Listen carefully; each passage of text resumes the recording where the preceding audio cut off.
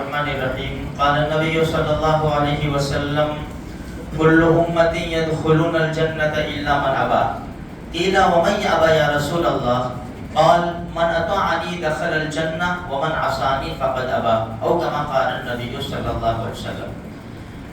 نبی کریم صلی اللہ علیہ وسلم نے ارشاد فرمایا میرا ہر امتی جنت میں داخل ہوگا مگر جس نے انکار کیا.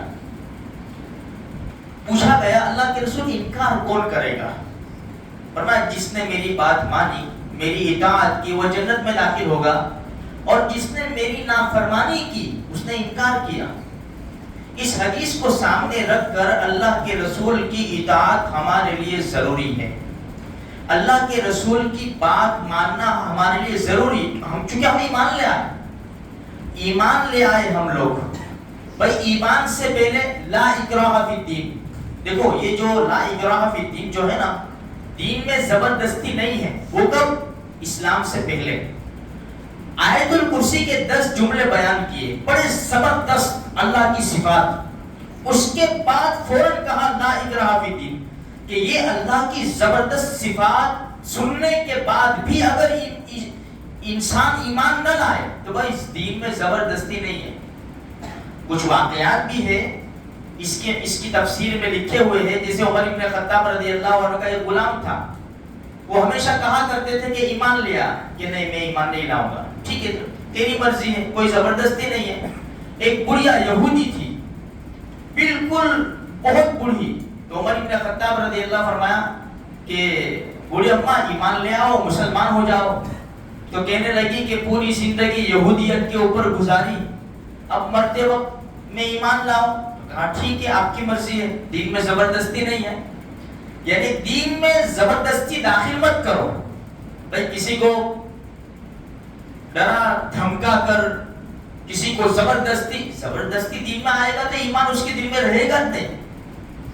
زبردستی نہیں ہے دین میں. لیکن جب ایمان لے آئے اور پہچان لی کہ ایمان کی حقیقت کیا ہے، اب اس کے احکام پر عمل کرنا ہمارے لیے ضروری ہے. اب اللہ کے رسول کی بات ماننا ضروری ہے. کیوں؟ تم ایمان لے آئے.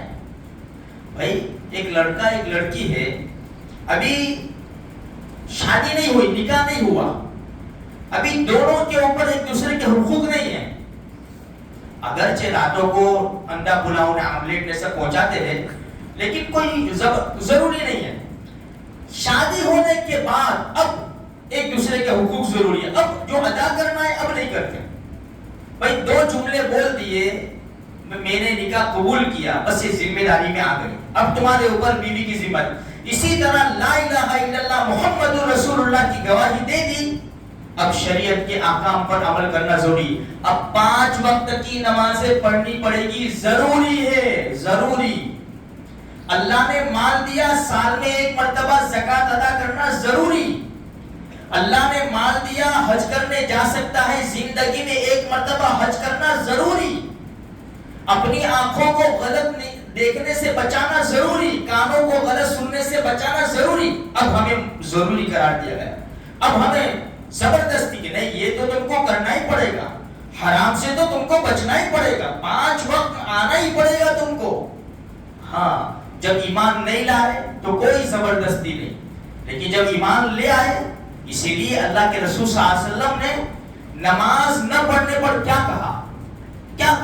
من ترک الصلاۃ متعمدا فقد کفر.